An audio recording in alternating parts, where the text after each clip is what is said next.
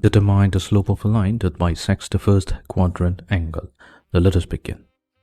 So here we have the coordinate axis. Now let's talk about the first quadrant. Now in the first quadrant, we have the angle between the x-axis and the y-axis, which is 90 degrees. We need to find the slope of a line which bisects the first quadrant. That means it's going to make an angle 45 degrees with the positive direction of x-axis. So our goal will be to determine the slope of this particular line. Now the slope is easily obtained by taking tangent of that angle theta. So m will be tangent of angle 45 degrees. Now since tangent of 45, that has a value equals to 1. So that means slope of that particular line is going to be simply equals to 1.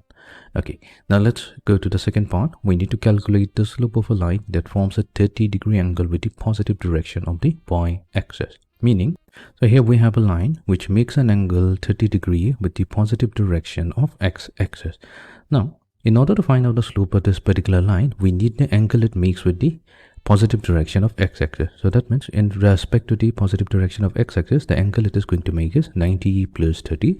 So that's going to be equals to 120 degrees. Meaning we need to find out the slope of the red line. So let's call it m1, and its value will be tangent of 120 degrees. Now let's obtain the value of tangent of 120 degrees. So that's given by 180 degrees minus 60 degrees. Now we can rewrite tangent of 180 minus 60 as tangent of 2 times 90 degrees minus 60 degrees. Because we have an even multiple of 90 degrees, so the tangent function is going to remain as the tangent function. Now we have tangent of a new angle which will be 60 degrees.